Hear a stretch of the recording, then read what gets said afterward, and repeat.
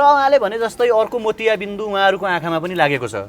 सिंहदरबार बालुवाटार र मिन भवनभित्र बस्ने हरेक मान्छेहरूको आँखामा मोतीबिन्दु लागेर न उनीहरूले व्हाइट बडी देख्छन्, न उनीहरूले जनताका दुःख देख्छन्, न उनीहरूले लकडाउनको समयमा गरेको आत्महत्या देख्छन्, न उनीहरूले त्यो मोतियाबिन्दु लागेर विदेशमा अल्पत्र युवा देख्छन्, न उनीहरूले पवित्रा कार्कीमाथि एसिड प्रहार भएको देख्छन्, न उनीहरूले चोलेन्द्र शमशेरले गलत फैसला गरेर रञ्जन कोइरालालाई छुटाएको देख्छन्।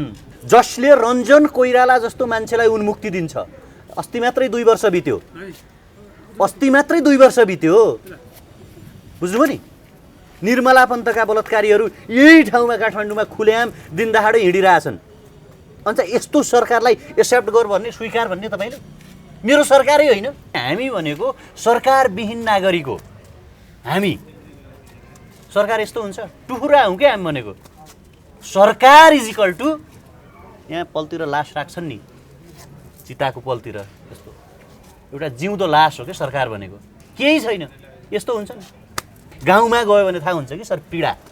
गाउँमा वडा अध्यक्षको जेसिबी 50औं लाख पर्ने, वडा अध्यक्षको वडा सदस्यको टिप्पर होइन, अनि आफ्नो आफ्नो मान्छेलाई ठेका दिने, बुझ्नु नि? त्यो हो। त्यो ठाउँमा त्यो मान्छेलाई देखेर त्यहाँको जो ओल्तिर पल्तिरको जसको छोरो विदेशमा छ नि, ती आमा बुवाहरूको के भइरहेको छ भने मुटु चाहिँ पोलिरहेको छ क्या। रञ्जन कोइरालाको मानसिक अवस्था ठिक छैन भने सम्माननीय अदालतले के फैसला गरिदिनु पर्यो भने यसको मानसिक अवस्था ठिक छैन, यसलाई नेपालको चाहिँ पाटनमा चाहिँ हुन्छ भने हुन्छ, होइन भने राँची पठाऊ भन्नु पर्यो क्या। र ओकाल्ने दिन आउनेछ, यसरी ओकाल्ने छन् कि यिनीहरूलाई होइन। तपाईँलाई बार भन्ने गर्छु नि, सुन्दरी जल गोलगरहरू चाहिँ अब कम पर्छन्। एउटा ठुलो यो पशुपति क्षेत्र जस्तो छुट्याएर, यत्रो इलाका छुट्याएर जेल बनाउनु पर्यो क्या एउटा ठुलो। नागरिकको सत्ता त स्थापना हुन्छ सर। हिटलर जस्तो शासन ल्याएर लट्ठीले यिनीहरूको चाहिँ पिठ्यौमा हानेर भन् कहाँबाट आयो त्यो सम्पत्ति? पञ्चायतकालदेखि आजसम्मका नेता र यिनका कार्यकर्ताहरूको सम्पत्ति विवरण माग्नुपर्छ कि। एकचोटि सबै युवाहरूलाई नेपाल ल्याउनुपर्छ है। अनि जो यहाँ यिनीहरूका कार्यकर्ता साँडे झैँ छन् नि, छाडा साँडे जस्ता, पुरै चाहिँ असनका साँडे जस्ता जो छन्, गाउँ गाउँमा करप्सन गरिरहेछन् नि। 10 अरब खर्च भयो भन्ने थियो नि, भएकै हो सर त्यो। तर 10 अरब खर्च कहाँ भयो भने साँडे व्यवस्थापनमा खर्च भयो क्या।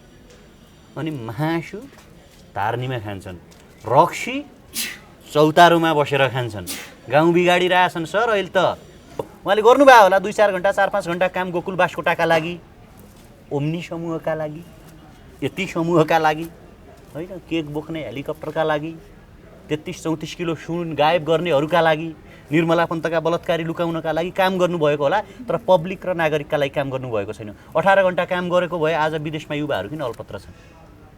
18 घन्टा काम गरेको भयो, लकडाउन अवधिमा 2000 भन्दा बढी मान्छेले आत्महत्या किन गरे खान नपाएर?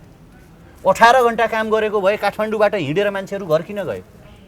18 घन्टा काम गरेको भए तपाईँ हाम्रो पर क्यापिटा इन्कम 1000 भन्दा कम किन भयो? 18 घन्टा काम गरेको भए टप 5 उल्टा कुराहरू हुन्छ नि, सबैभन्दा बढी करप्सन हुने देशहरूको सूचीमा होइन, सबैभन्दा बढी कुशासन हुने देशको सूचीमा नेपाल किन छ? यस्ता हावा कुरालाई तपाईँले पत्याउने। अबको विकल्प भनेको सिंहदरबार र बालुवाटारबाट यिनीहरूलाई लखेट्नु हो। त्यहाँ चाहिँ जनताको सेवक आउनु पर्यो क्या। के गरे थाहा छ? सुनियोजित तरिकाले युथहरूलाई नेपालमा बस्न दिएन क्या।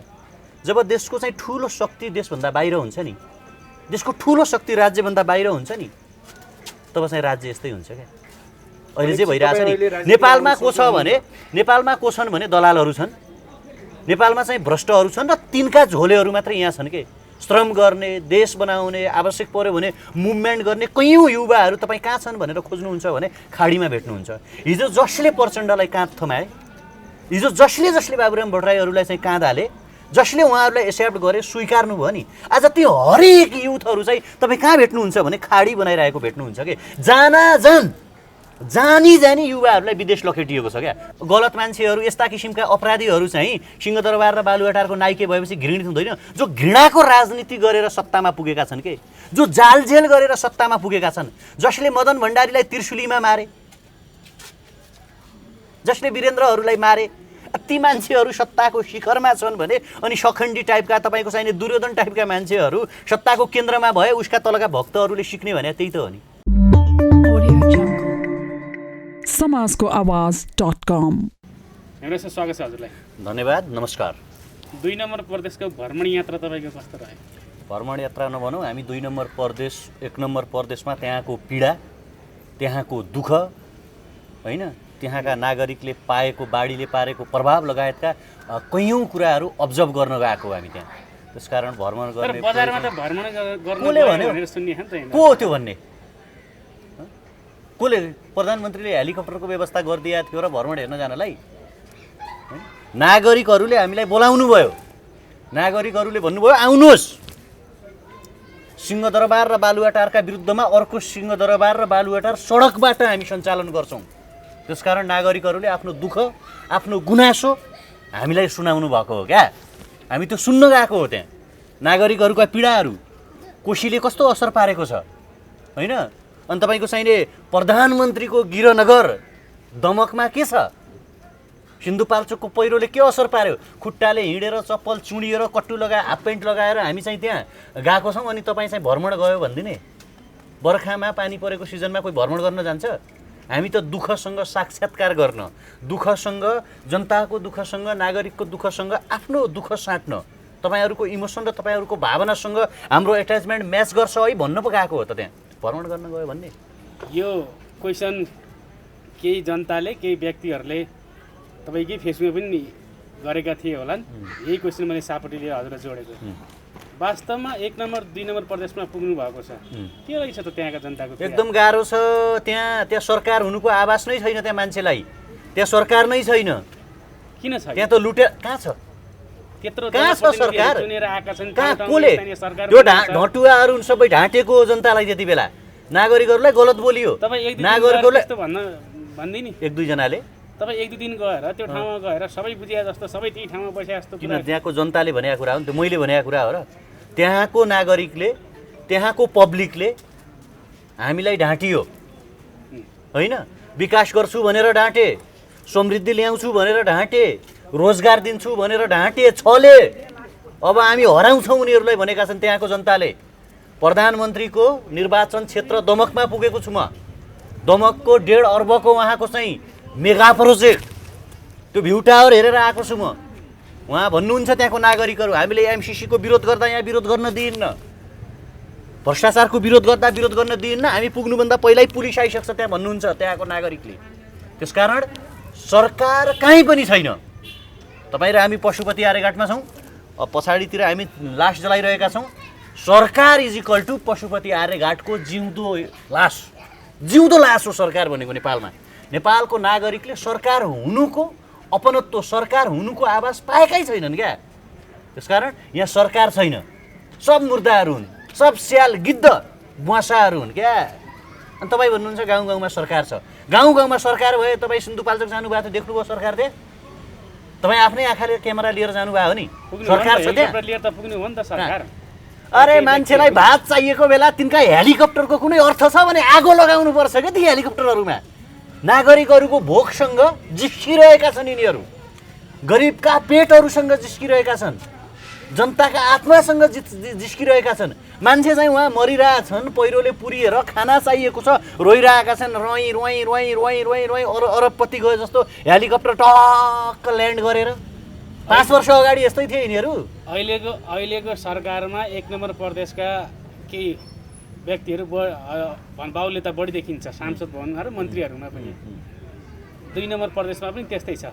के रहेछ त त्यहाँका जनताहरूको समस्या? एकदम समस्यामा छन्। नेपालमा सरकार छैन, मैले अघि पनि भनिसकेँ। यिनीहरू लुट्नका लागि जन्मेका हुन् र यिनीहरू लुटिरहेका छन्, यिनीहरू ठगिरहेका छन्। यिनीहरूको एकता टुटफुट यस्तो हुन्छ भने देश, नेताहरू यस्तै हुन्छन्।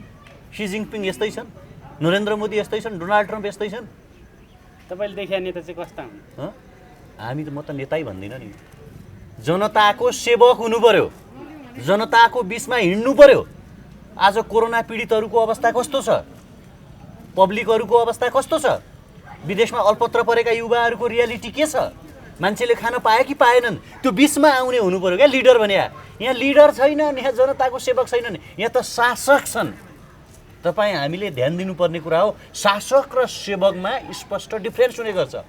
शासकले जहिले पनि के गर्छ भने शासन गर्छ र नेपालको महाराजाहरू, नेपालका बसाहरू, नेपालका स्यालहरू, नेपालका गिद्धहरू तपाईँको कस्ता हुन् भने शासक मनोविज्ञान लिएर हुर्किएका मान्छेहरू हुन्। त्यसकारण यिनीहरू जनताको सेवक वा नेता होइनन्। म त नेता पनि भन्दिनँ, जनताको सेवक हुनुपर्छ। जनताको सेवक जनताको बिचमा हुन्छ, जनताको सेवक नागरिकको बिचमा हुन्छ, नागरिकको पीडामा मैले हजुरलाई यहीँनिर रोकेर जोड्न चाहेँ। तपाईँ 2 नम्बर प्रदेश र 1 नम्बर प्रदेशमा जानु भएपछि यहाँ थुप्रै किसिमका घटनाहरू घटे। प्लिज सानो केही राष्ट्रिय एजेन्डा घटना घट्ने बित्तिकै हेमराज थापा माइती गर्न पुग्थ्यो, केही कुरामा बोल्थ्यो। तर हेमराज थापा कहाँ लुकेर बस्यो, 2 नम्बर प्रदेशको भ्रमण गर्न गयो भन्नेहरूलाई के बोले भने म भ्रमणमा गएकै थिएन, म त तपाईँको त्यहाँको वस्तुस्थिति बुझ्नका लागि, त्यो भिजिटिङ हुँदै होइन भने के भ्रमण फरक कुरा हो, नागरिकको समस्या बुझ्नु अर्को कुरा हो। हामी त्यहाँ पुग्यौँ, त्यहाँ पुगेर आइसक्ने बित्तिकै हामी रञ्जन कोइरालाको विरुद्धमा बोलेका छौँ। हामी चाहिँ चोलेन्द्र शमशेरलाई महाअभियोग लगाऊ, प्रधान न्यायाधीशलाई गलत नजिर जुन बसिरहेको छ, अदालतले गलत फैसला जुन गरिरहेको छ त्यो फैसला चाहिँ गलत भयो, त्यसको विरुद्धमा अभियोग दर्ता गर्नुहोस् हामी भनिरहेका छौँ। अनि हामी भनिरहेका छौँ पवित्रा कार्कीहरूमाथि एसिड प्रहार गरिनु गलत छ। हिजो मात्रै न्युजहरू आइरहेको थियो, लिपुलेख, लिम्बिया, दुरा, नाबी, कुञ्जीहरूमा चाहिँ नेपाली नागरिकहरूलाई प्रवेश रोक प्रवेश चाहिँ निषेध छ, यहाँ नआउनुहोस् भनेर चाहिँ के अरे धारचुल्लाको चाहिँ सहायक त्यो जिल्ला अधिकारी हुन्छ नि, त्यसले चाहिँ तपाईँको चाहिँ नि नेपालको दार्चुल्ला जिल्लाको सिडिओलाई पत्र काटेको हामी लागिरहेछौँ। अब आयम 1-2 दिन बित्यो, आज मात्रै बेवारिसी लास व्यवस्थापन गर्नका लागि विनयजङ बस्नेतसँग म यहाँ आइपुगेँ। हाम्रो आन्दोलन, हाम्रो मुभमेन्ट नियमित जारी छ क्या, लुकेर बसेको, भ्रमण गरेको भन्ने कुरा छँदै छैन नि। मैले यसैमा जोड्न चाहेँ, जुन पछिल्लो समयमा कोइराला डिआइजी रिहा हुनुभएको छ, पूर्व डिआइजी, त्यहाँ डिआइजी भन्नुहुन्छ, अपराधी भन्नुहोस् क्या सर, डिआइजी भन्ने त्यसलाई अहिले पनि डिआइजी भनेर पूर्व डिआइजी सम्बोधन गरेका छन्। यस्ता अपराधीहरू डिआइजी हुन्छन्, श्रीमतीका हत्याराहरू, जीवनसाथीका हत्याराहरू, अनि तपाईँको ती लासहरूलाई टुक्रा टुक्रा पारेर जलाउने मान्छे पनि डिआइजी हुन्छ। प्रहरीको नाममा कलङ्क हो, कारबाही त्यही हत्यारा नभएर त छोड्यो होला नि त 8 वर्षमा, नत्र किन छोड्थ्यो सरकारले? देख्नु भएको छैन रञ्जन उनले स्वीकारेको? कहाँ हुनु, कुन दुनियाँमा हुनुहुन्छ क्या तपाईँ? तपाईँले यति मात्र प्रश्न पारिदिनुहोस् कि सरकारले पूर्व डिआइजीलाई किन छोड्यो? पैसा खाएर। प्रधानमन्त्रीले खानु भएको छ, अरूसँग हाम्रो सरकारको विषय होइन नि।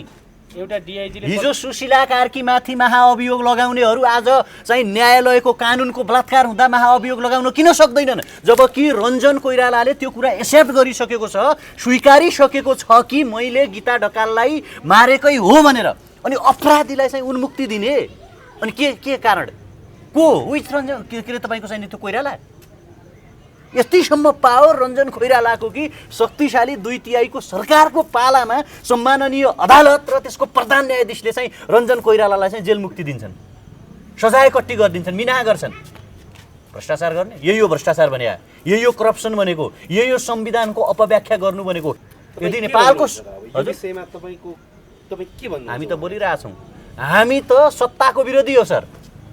हामी यो सत्तालाई स्वीकार्दैनौँ नि, हामी मान्दैनौँ। किन नमान्ने? हिजोको दिनमा तपाईँ कसले मान्ने भने माने देख्नु भएको छ? हामीलाई त हरेक इभेन्टमा चाहिँ यिनीहरूले एरेस्ट गरिरहेछन्, गिरफ्तार गरिरहेछन्, हामीलाई त आँखाको तारो बनाइरहेछन्।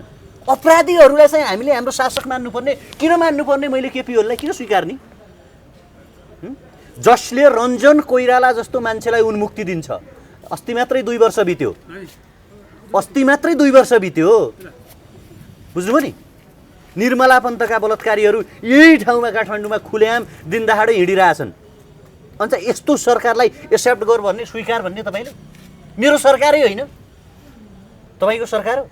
मान्छेहरू कोरोनाले आक्रान्त भए, कोरोनाले मरे, खान पाएनन्। यहाँ अहिले हेर्नुहोस्, सुरक्षाकर्मीहरूलाई चाहिँ कोरोना लागिरहेछ, संसद भवनभित्र लाग्नुपर्छ कि कोरोना, बालुवाटारभित्र कोरोना फैलिनुपर्छ र यिनीहरू सबको दही हिँड्नुपर्छ। त्यसकारण यो मेरो सरकार होइन। रञ्जन कोइरालालाई मानसिक सन्तुलन ठिक नभएका कारण छोडिएको भनेको छ नि। पहिला जीवनसाथी मार्दाखेरि मानसिक कोइरा त पाटन पठाउन भनेकै मानसिक कोइराला के अरे मानसिक सन्तुलन ठिक छैन भने त्यसलाई उन्मुक्ति दिने हो कि तपाईँको चाहिने पागलखानामा भर्ना गर्ने हो? रञ्जन कोइरालाको मानसिक अवस्था ठिक छैन भने सम्माननीय अदालतले के फैसला गरिदिनु पर्यो भने यसको मानसिक अवस्था ठिक छैन, यसलाई नेपालको चाहिँ पाटनमा चाहिँ हुन्छ भने हुन्छ, होइन भने राँची पठाऊ भन्नु पर्यो क्या? पागलखानामा भर्ना गर्ने हो नि त। मानसिक ठिक नभएको मान्छेलाई उन्मुक्ति दियो भने मान्छे मार्दै हिँड्दैन भोलि उसले। त्यही फैसला भयो भनेर त छोड्या होला नि। को के फैसला भयो भनेर मानसिक सन्तुलन ठिक छैन त्यही त भने मेरो आग्रह के छ भने यदि मानसिक सन्तुलन मान्छेको ठिक छैन भने उसलाई चाहिँ पागलखानामा लिएर भर्ना गर, त्यहाँ गएर उसको दिमागी सन्तुलन मिलाऊ, त्यहाँ उसको उपचार गरौ, यतातर्फ जाने हो के। मानसिक सन्तुलन ठिकै नभएको मान्छेलाई छोड्ने चाहिँ अदालत र न्यायालय कस्तो होला र त्यो ठाउँको सरकार कस्तो होला। खोइ त तपाईहरु यसका विरुद्धमा सडकमा लागिरहेको छ यो बोलेका देख्नुहुन्न के गरिरहेछौँ। यो बोलेर हुन्छ जस्तो लाग्छ। बोलेकै छौँ नि भने अनि के मर्नुपर्ने सबै कुरामा हामी बोलिरहेछौँ आउँछौँ। तपाईँको चाहिँ आज पनि त्यहाँ माइती गरमण्डलामा विरोध भइरहेको छ, नागरिकहरूको तर्फबाट विरोध भइरहेको छ होइन। तर के हो भने आधिकारिक रूपमा संस्थागत मान्छेहरू, नेपाल चलाउने लाइसेन्स प्राप्त गरेका मान्छेहरूलाई चाहिँ त्यो गलत अपव्याख्या हुन थाल्यो कि मतको चाहिँ भ्रष्टाचार गर्नका लागि लाइसेन्स पाए जस्तो, करप्सन गर्नका लागि, कानुनको बलात्कार गर्नका लागि, व्यभिचार बढाउनका लागि यस्तो चाहिँ भइरहेको छ। त्यसकारण भर्खरै भन्नुभयो केपी ओलीले चाहिँ घुस खाए भन्ने कुरा गर्नुभयो। तपाईँले यो के आधारमा भन्दै हुनुहुन्छ? के छ तपाईँसँग यसको आधार? देशको सम्माननीय प्रधानमन्त्री को हो? यो देशको कार्यकारी प्रमुख को हो? तपाईँले के नेपालमा भ्रष्टाचार हुँदैन भन्न खोज्नुभयो? नेपालमा भ्रष्टाचार हुन्छ कि हुँदैन? भ्रष्टाचार अब तपाईँले के आधार छ? जस्तो आधारको कुरा के गर्नुहुन्छ? देशको कार्यकारी प्रमुखले नियन्त्रण गर्नु पर्यो, क्या कानुन बनाउनु पर्यो, छानबिन गर्नु पर्यो।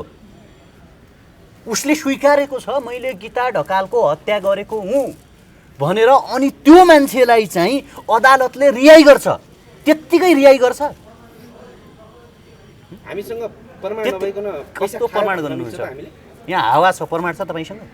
देखिराख्नु भएको छ तपाईँले? तपाईँले श्वास फेरिराख्नु भएको छ, खै प्रमाण देखाउनु न। नीतिगत भ्रष्टाचार हो के सर, मिलाएर गरिने भ्रष्टाचार हो, सबैलाई थाहा छ।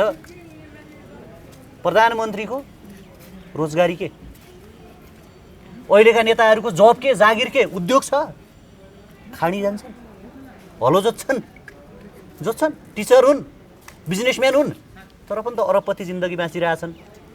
तपाईँको चाहिने फरारी BMW मा हिँडिरहेछन्।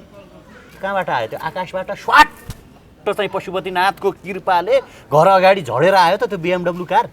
त्यो करप्सन नभएर के हो त्यो? प्रधानमन्त्रीले त भनिरहनु भएको छ म 18 घण्टा काम गर्छु भनेर। कहाँ गर्नुहुन्छ 18 घण्टा काम? 18 घण्टा काम गर्ने त्यस्ता हुन्छ? कहिले देख्नु भएको छ 18 घण्टा काम गरेको? बरु उहाँ 18 घण्टा सुत्नुहुन्छ। त यहाँ नर्मल कुरा अध्ययन गर्नु न। तपाईँको चाहिने मृगौलाको उपचार गरेको मान्छेले खाने औषधिको डोजले उसलाई कति इफेक्ट पार्छ भन्ने कुरा। एउटा सिटामोल खायो भने, एउटा पेनकिलर खायो भने त मान्छेलाई कति गाह्रो हुन्छ, सुत्नुपर्छ।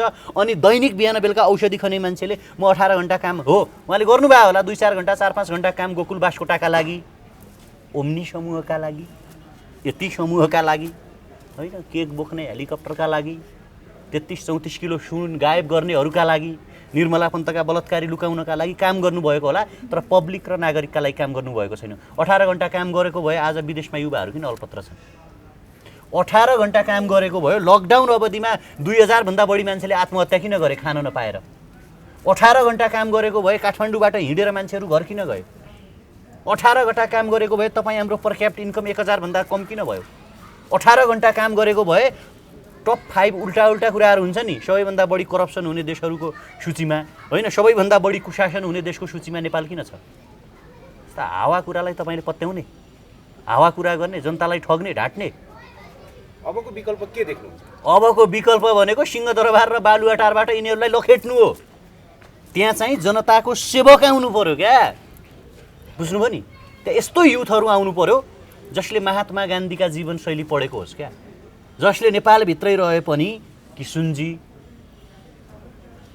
बुझ्नुभयो नि? थाहा छ नि किसुनजी भने थाहा छ कि नै? कृष्ण प्रसाद भट्टराई, गणेशमान सिंह, मदन भण्डारी, पृथ्वीनारायण शाह, राजा महेन्द्र जस्ता मान्छेहरूको जीवनगाथा पढेको र त्यो पथमा, त्यो वेजमा हिँड्ने मान्छेहरू, जसको छातीमा, जसको मुटुमा नेपाल होस्, ती मान्छेहरू चाहिँ अब सिंहदरबार र बालुवाटारका हकदार हुन्। तपाईँले यो भनिरहँदाखेरि जनताको गुनासो छ। के गुनासो छ? लेनिन पढे, मार्क्सवाद पढे, मैले याबुत पढेर आए, तर जनतालाई, नेपाली जनताको भोकलाई बुझ्न सकिन, नेपाली माटो सुनाउँदो अनुसारले काम गर्न सकिन। हामीले पनि त्यही भनिरहेको छौँ। मैले पनि हरेक चोटि भन्दै आएको कुरा के हो भने वादभन्दा ठुलो कुरा भात हुन्छ। पब्लिक र नागरिकलाई चाहिने भनेको के हो भने भात हो क्या। बेलायतमा के छ? संवैधानिक राजा छ। अमेरिकामा प्रत्यक्ष निर्वाचित कार्यकारी सिस्टम छ। भारतमा राजा छैन, चाइनामा राजा छैन, चीन कम्युनिस्ट अर्थव्यवस्था बोक्ने देश, अरू तपाईँको चाहिने उता अमेरिका भारतहरू चाहिँ डेमोक्रेटिक अर्थव्यवस्था अथवा डेमोक्रेटिक पोलिटिकल सिस्टम बोक्ने देश। त सबै देशहरू डेभलप भएको छ नि त। त्यो बादले भन्दा पनि तपाईँको चाहिने पब्लिकले भात खान पायो कि पाएन क्या, सवाल यो हो। बुझ्नुभयो नि? त्यसकारण अबको युथ, उहाँले भने जस्तै तपाईँले भने जस्तै अबको युथहरू, अबको पोलिटिकल सिस्टम कन्स्ट्रक्ट गर्ने मान्छेहरू होइन, अबको नेपाल हाँक्ने मान्छेहरू कस्तो हुनु पर्यो भने जो पब्लिकको बिचमा उभिन सकोस्, जो पब्लिक जस्तो होस्, जो चाहिँ जनताको सेवक होस्, जो इलिट नहोस्, जो चाहिँ तपाईँको पुरा सडकमा आउने बित्तिकै त्यो अगाडि पछाडि चाहिँ साइरन बाँधेर पुरै चाहिँ घुवाई घुवाई घुवाई घुवाई घुवाई घुवाई घुवाई घुवाई गर्दै आयो चाहिँ महाराज भने जस्तो चाहिँ नहोस् क्या। जनताले विश्वास गर्ने कसरी? विश्वास गर्छन् भने हिजो राणालाई विश्वास गरेका थिए, हटाए, त्यसपछि बिपीहरूलाई विश्वास गरे, त्यसपछि पञ्चायतलाई विश्वास गरे, त्यसपछि बहुदललाई विश्वास गरे, त्यसपछि माओवादीलाई विश्वास गरे। जनताले विश्वास नगरेका कहाँ छन् भने गरिरहेछन् त। फरक फरक चेन्ज हेरिरहेछन् नि जनताले। केपी ओली र प्रचण्डले के गरे भने साइकल चलाए भारतले नाकाबन्दी लाउँदाखेरि, हामी त कहाँ गाडी चढ्छौँ हजुर भने क्या भने हो नि। ती फोटाहरू अहिले जीवित छन् क्या। तपाईँको पनि त्यही अभिव्यक्ति छ होइन? मैले के भनेको छु, के अभिव्यक्ति दिएँ मैले, के गरे देख्नु? योभन्दा अगाडि इन्टरभ्यूमा भन्नुपर्छ म पनि भोलिको दिन त्यहाँ पुगेँ भने म पनि कुनै पनि सेवा सुविधा लिँदिनँ सरकारी भन्नुभएको। सर संसार निकै सुन्दर पनि छ क्या। सुन्दर सुन्दर मान्छेका पनि कुरा गर्नु न। संसारमा जति बेला गान्धी थिए त्यति बेला हिटलर पनि थियो त। यो संसारका हरेक मान्छे हिटलर जस्ता हुन्छन् भनेर हुन्छ त? सबै मान्छे केपी ओली र प्रचण्ड जस्ता नपनि हुन सक्छन्। मैले त्यही कालखण्डमा हो नि, गणेशमान सिंह जन्मिया यही ठाउँमा होइन, यहीँ होइन, नेपालमा होइन। आफू प्रधानमन्त्री बन्ने अपर्च्युनिटी आउँदै उहाँले त्यसलाई सेक्रिफाई गरेर त्याग गरेर किशुनजीलाई दिनुभयो हो नि त। यही भारतमा जाँदाखेरि आजीवन तपाईँको चाहिँ सत्याग्रह गरे महात्मा गान्धीले, आजीवन सत्याग्रह गरे। जीवनको उत्तरार्धकालमा नाथुराम गोडसेको गोलीको शिकार बने। उनैले भने होइन तपाईँको चाहिने के अरे त्यो चाचाजीलाई, हाम्रो जवाहरलाल नेहरूलाई चाहिँ तपाईँ प्राइम मिनिस्टर बन्नुहोस् भनेर। मण्डेला 2011 मा एक्सपायर भए। मण्डेला 27 वर्ष जेल बसे र 2011 सम्मै उनले चाहेको भए दक्षिण अफ्रिकाको प्रेसिडेन्ट बन्न सक्थे क्या, तर उनले त्याग गरे। त्यस्ता मान्छेहरू पनि छन् भनेर बुझ्नु न। सबै केपी ओली, प्रचण्ड, बाबुराम भट्टराई जस्तो, शेरबहादुर देउवा जस्तो मान्छे मात्रै हुँदैनन् नि त। मान्छे राम्रा पनि हुन्छन्। सधैँभरि पानी मात्रै परिरहँदैन नि सर, घाम पनि लाग्छ। त्यसकारण सबै मान्छे अहिलेको प्रधानमन्त्री जस्तो सबै मान्छे त्यस्ता हुँदैनन्। हामीले कम्तीमा त्यो बन्न निडेड छैन, हामीलाई चाहिँ छुट छैन क्या।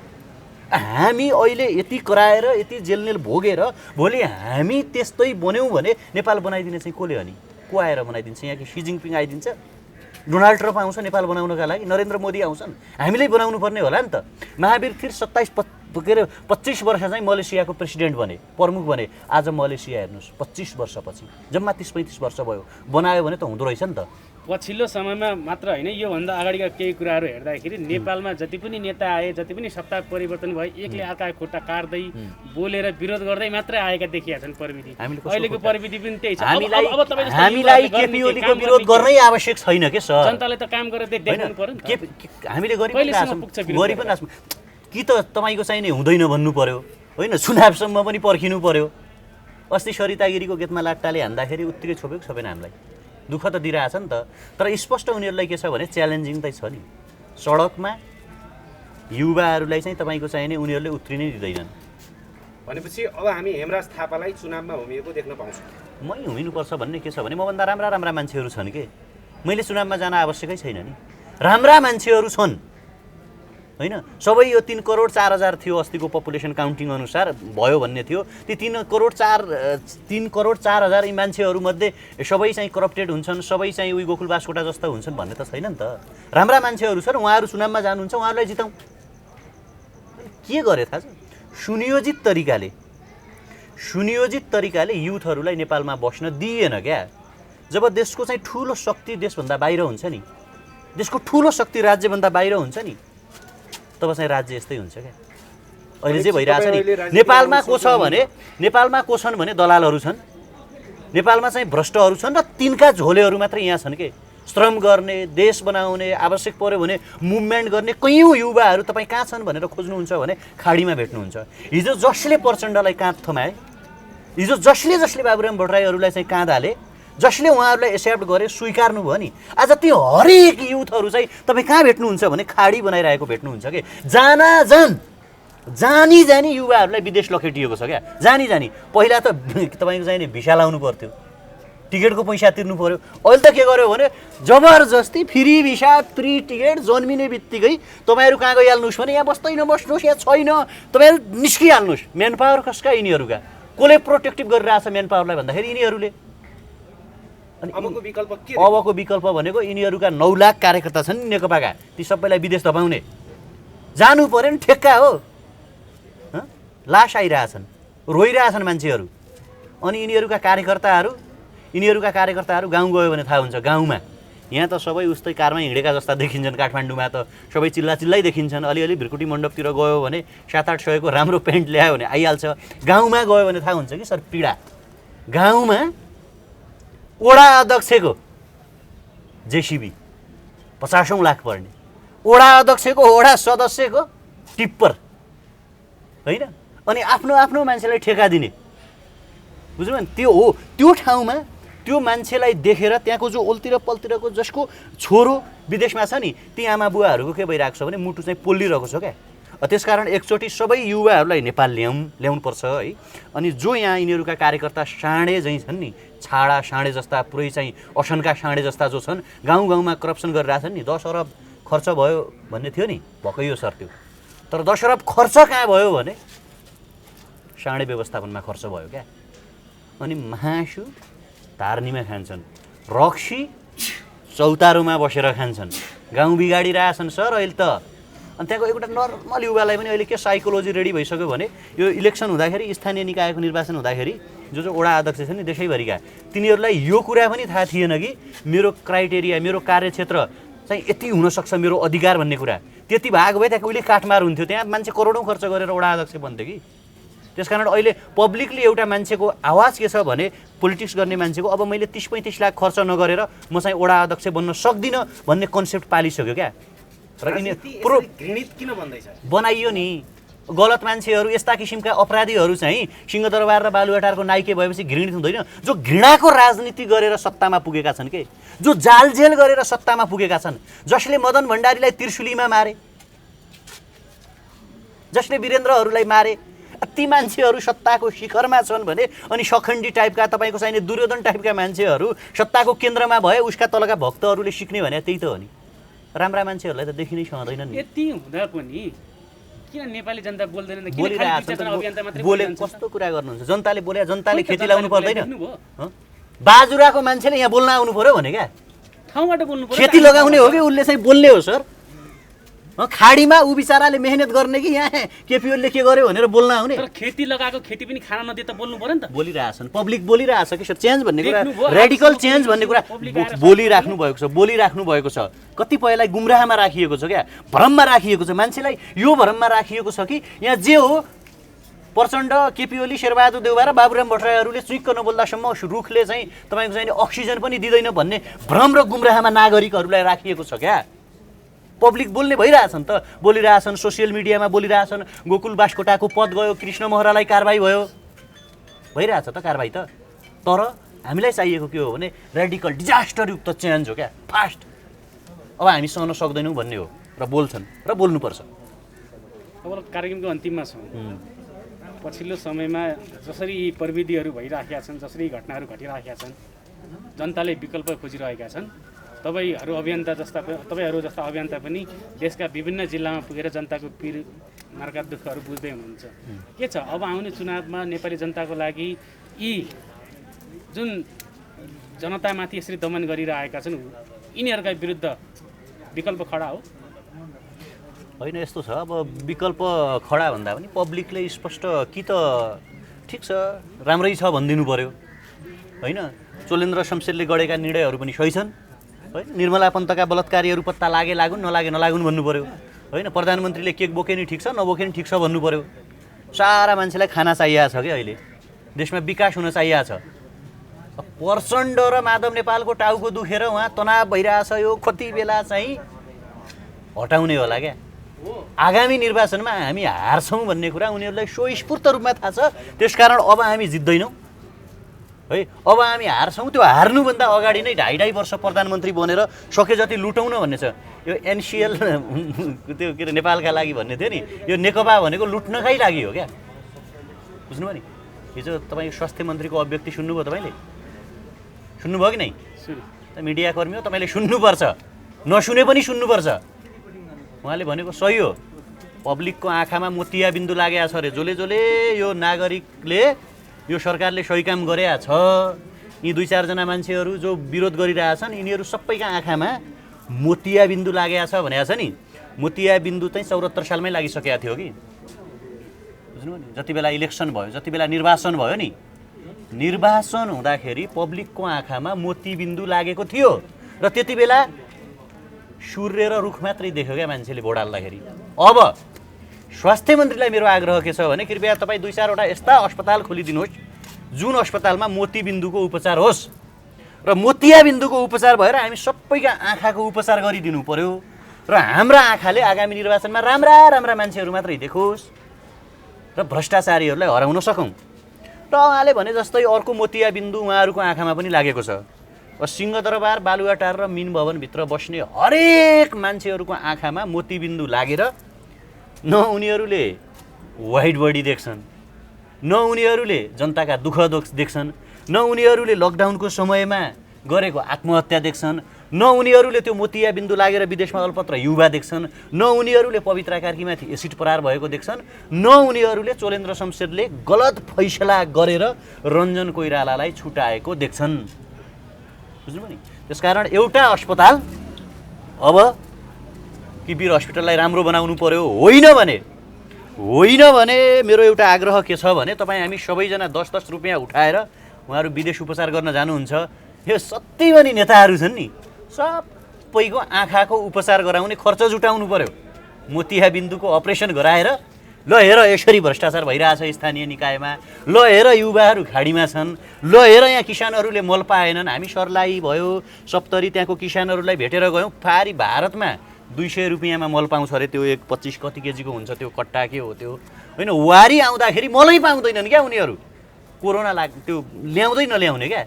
भनेपछि यो मोतियाबिन्दु कसलाई लागेको रहेछ भन्ने कुरा चाहिँ आम पब्लिकलाई थाहा छ कि। त्यसकारण मोतियाबिन्दुका रोगीहरूलाई होइन, यिनीहरू भ्रष्ट त थिए, स्याल बसाहरू त थिए। अब बिचरा चाहिँ पब्लिक जसले चाहिँ यो भएन है, यो गलत भयो, यो रङ भयो, यो चाहिँ नगरौँ भन्नेहरूलाई चाहिँ तिमीहरूलाई त मोतियाबिन्दु लागेछ भन्नेहरूलाई चाहिँ मेरो एउटा आग्रह छ। अस्ति उहाँको घरमा पाहुना आउनुभएको थियो, एक दिन पाहुनाहरू गयो कि गएनन् मित्र, होइन। यहाँ कोरोना बढेको बढै छ, खोलिसक्यो नि, गइसक्यो होला नि, लकडाउन त खोलिसक्यो। दैनिक एकजना मान्छेलाई कोरोना लाग्दाखेरि लकडाउन गर्यो। अहिले यहाँ हेर्नुहोस् त, विराटनगरमा बिचरा 19 जना नेपाल प्रहरीलाई चाहिँ कोरोना लाग्यो। यहीँ चाहिँ प्रहरी प्रधान कार्यालयका 5 जना अस्ति कोरोना लाग्यो। यहीँ महाबौद्धका व्यापारीहरूलाई कोरोना लागिरहेको छ। कोरोना सर्फेसियल्ली रूपमा तपाईँको चाहिँ पब्लिकली गाउँ भित्री रूपमा सोसाइटीमा पुगेको छ। अब उहाँको पाहुनावाला साथीलाई चाहिँ मैले यसैमा जोड्न चाहेँ, केही व्यक्तिहरूले भनेका छन् कि कोरोना नेपालमा आएर राम्रो हो। जस्तो के कुरामा राम्रो भयो? खाना नपाएकाहरूले खाना पायो भने कसरी? यसलाई कसरी खण्डन गर्नु? मैले सुनेको छैन त्यो कसरी। अब कोरोना लागेर खाना नपाएकाले खाना कसरी पायो त्यो भनिदिनु नि त। भनेको मतलब हुनसक्छ अब पहिला वडा अध्यक्षहरूले, वडा सदस्यहरूले, होइन, प्रदेश सरकार प्रमुखहरूले लुट्थे, होइन। अब चाहिँ कोरोना राहत कोषका नाममा, होइन, कोरोना उद्धारका नाममा, कोरोना उत्थानका नाममा त्यो 10 अरब खर्च भयो भन्ने जुन छ नि, त्यो अब त्यो भ्रष्टाचार गर्न नपाएकाहरू, खान नपाएकाहरूले चाहिँ खायो होला नि त, होइन। अब ओम्नीले खायो, होइन। N95 मास्क चाहिँ 95 रुपियाँमा आउँछ, उहाँ 500 रुपियाँमा ल्यायो, होइन। यति समूहले खायो नि, होइन। अनि प्रधानमन्त्रीका कार्यकर्ताहरूले खानुभयो, द्याट्स ग्रेट, हुनसक्छ खायो होला। तर ओकाल्ने दिन आउनेछ, यसरी ओकाल्ने छन् कि यिनीहरूलाई, होइन। तपाईँलाई बार भन्ने गर्छु नि, सुन्दरी जल गोलगरहरू चाहिँ अब कम पर्छन्। एउटा ठुलो यो पशुपति क्षेत्र जस्तो छुट्याएर, यत्रो इलाका छुट्याएर जेल बनाउनु पऱ्यो क्या एउटा ठुलो। नागरिकको सत्ता त स्थापना हुन्छ सर। हिटलर जस्तो शासन ल्याएर लट्ठीले यिनीहरूको चाहिँ पिठ्यौमा हानेर भन् कहाँबाट आयो त्यो सम्पत्ति? पञ्चायत कालदेखि आजसम्मका नेता र यिनका कार्यकर्ताहरूको सम्पत्ति विवरण माग्नुपर्छ कि? माग्नु त पर्छ। राष्ट्र, राज्य, नागरिकको चाहिँ 1 रुपियाँ खान चाहिँ कसैलाई छुट छैन कि। त्यसकारण अहिले खायौँ सोचे पनि आउँछ, सत्ता परिवर्तन भइरहेका छन्। मैयौँ भनेर हिँड्या हुन् कि हिटलर छन् नि सर। पर्ल हार्बरमा हाने हिटलरले, होइन। तपाईँको चाहिँ स्टालिन रुससम्म पुगे हिटलर, अमेरिकासम्म पुगे, लास्टमा के गर्यो थाहा छ? आइन्स्टाइन जस्तो मान्छेलाई देशबाट लखेट्याउने हिटलरले लास्टमा पोटासियम साइनाइडको ट्याब्लेट खाएर आफ्नो गर्लफ्रेन्डसँग तपाईँको चाहिने बर्लिनको एउटा सुरुङभित्र मृत भेटिएका हुन् हिटलर भन्ने मान्छे। त्यो अवस्था होइन क्या, केपी ओलीको त्यति शक्तिशाली नै होइनन्। नेपोलियन बोनापार्ट,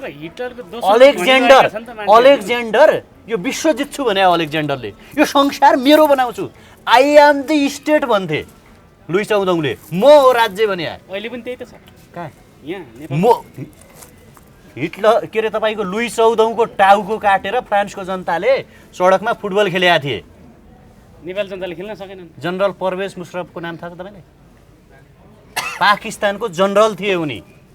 अहिले त्यहाँको चाहिँ अदालतले मृत्युदण्ड दिएको छ करप्सन गर्यो भनेर। आउँछ के सर, दिन आउँछ, तर दिन अलि चाँडो ल्याउनु पऱ्यो क्या, पब्लिकली होइन। त्यसकारण धेरै चुरीफुरी नगर्दा हुन्छ। मैले कार्यक्रमको अन्तिममा छु, अब समग्रमा जोड्न चाहे। तपाईँ 1 नम्बर प्रदेश 2 नम्बर प्रदेश पुगेर आउनु भएको छ। पछिल्लो समयमा सीमामा निकै नै विवाद बढिरहेको छ, तपाईँले त्यो आफ्नै आँखाले पनि देखेर आउनु भएको छ। यो सीमा विषयको बारेमा किन सरकार बोलिरहेको छैन अहिले? जुन कहाँ छ भने के तपाईँ बारम्बार सरकार भन्नुहुन्छ, सरकार चाहिँ कहाँ छ क्या? कहाँ सरकार देख्नु भएको छ तपाईँले? सरकार हराएको नोटिस जारी गर्नुहोस्। बसन्तपुरमा इनफिजिनमको साथीहरू तपाईँको चाहिँ दोस्रो चोटि अनसन बसेको आज 12-13 दिन भइसक्यो। सरकार छ यहाँ, देख्नुहुन्छ तपाईँ सरकार? तपाईँले देख्नु भएन सडकमा गाडी कहाँ भने कुन दोजवालाहरूले लुटेर क्या? बुवासाहरू गिद्ध, त्यो एउटा डिङ्गो हो, त्यो सत्ता है, त्यो डिङ्गो हो। अनि यी बुवासाहरू गिद्धहरू झम्टै हुन्छन् क्या। यिनीहरू यहाँ सरकारै छैन क्या। हामी भनेको सरकारविहीन नागरिक हो हामी। सरकार यस्तो हुन्छ, टुहुरा हौँ क्या हामी भनेको। सरकार इज इक्वल टु यहाँ पलतिर लास राख्छन् नि, चिताको पलतिर, यस्तो एउटा जिउँदो लास हो क्या सरकार भनेको। केही छैन, यस्तो हुन्छन्, यस्तो हुन्छन् सरकार सञ्चालकहरू, यस्तो हुन्छन्। लाज लाग्दैन यिनीहरूलाई? नागरिक मान्छेले चाहिँ मान्छेको ज्यान गएको छ त्यो पैसा पठाउनका लागि, रेमिटेन्स कन्स्ट्रक्ट गर्नका लागि, यो नेपालको राष्ट्रिय ढुकुटी निर्माण गर्नका लागि। अनि यिनीहरूले त्यसैमाथि मोज गर्ने, मस्ती गर्ने। मान्छेले 2000 भन्दा बढी मान्छेले लकडाउन अवधिमा आत्महत्या गरे। राष्ट्रपति कार्यालयको गलैँचा फेर्यो त्यति बेला करोडको। थाहा पाउनुभएको थियो कि नै? थाहा छ, किन थाहा न? न्युज हेर्नुभयो नि? हेरेँ। त्यस मन्त्रीले जिमखाना खोले सर त्यति बेला लकडाउन अवधिमा खाँदा बाहिर मान्छेहरूले आत्महत्या गरी होइन। त्यसमा तपाईँ हामीले सबै फोटो देखायो नि, काँधमा बच्चाहरू राखेर मजदुरहरू हिँडेर घर गए त्यति बेला। अनि सिंहदरबार र बालुवाटारभित्रका शासकहरू मोटाएर भुँडी लागेर कोलेस्ट्रोल बढेर जिमखाना खोले करोडौँका। त्यो सरकार हो भने त्यसलाई सरकार यी सम्पूर्ण गतिविधिका विरुद्धमा र अहिले जुन महिलामाथि एसिड प्रहार भइरहेको छ, एसिड त ब्यान गर्नुपर्छ। यसका विरुद्धमा हेमराज थापालाई कहिले सडकमा देख्न पाउने जनता? सडकमा यो कहाँ, यो बालुवाटार हो र यो पनि सडकै त। त्यो सडक त्यो किनारामा पलतिर हामी बेवारिसे लास जलाइरहेछौँ, तपाईँहरूले नि खिच्नुभयो होइन। हामी सडकमै छौँ सर। हामी तबसम्म प्रश्न गर्छौँ जबसम्म हाम्रो भविष्यको ग्यारेन्टी दिँदैन। कहाँ जाने? मैले कहाँ जाने पढेर? ल म जागिर खाउँला 80 लाख युवाहरूको भविष्य के हुन्छ? हजारौँ मान्छेहरू नि रोजगारविहीन हुँदैछन्। कयौँ युवाहरू नेपाल फर्किरहेका छन्। कहाँ सेटल गर्ने हो? प्लान छ, योजना छ। How to increase economically strategy, नेपालको अर्थतन्त्रलाई कसरी अगाडि बढाउने केही छ? संसारभरिका मान्छेहरू चाहिँ हाम्रो देश डुब्यो होइन, इतिहासदेखि आजसम्म। अस्ति दोस्रो विश्वयुद्धपछि भन्थे, आज चाहिँ आजसम्म तपाईँको चाहिने होइन, अहिलेसम्म सबैभन्दा बढी अर्थतन्त्र खस्कियो भनियो। यहाँ भन्यो अर्थतन्त्रको बारेमा कहिले बहस भयो? 50 लाख तपाईँको 15 देखि 20 लाखको हाराहारीमा युथहरू नेपाल आउँदैछन् रोजगारी गुमाएर। ती युवाहरूलाई कसरी रोजगार दिने भयो? छलफल के विषयमा भयो भने तँ कहिले राजीनामा दिन्छस्? छलफल चलिरहेछ हेर्नुहोस्। कहिल्यै लाजिमपाट, कहिल्यै भैँसेपाटीमा, कहिले चाहिँ तपाईँको चाहिने बालुवाटारमा। थुत्नुपर्छ सर, त्यो तिनीहरूको कसैको पेवा होइन कि बालुवाटार भने बडा दुःखले निर्माण भएको ठाउँ हो। समय दिनुभयो। यो समय संवादको लागि हजुरलाई धेरै धन्यवाद दिन चाहन्छु। सशक्त प्रतिकार गरौँ होइन, गलत कुराको विरोध गरौँ। धन्यवाद, नमस्कार, जय देश। समाजको आवाज.com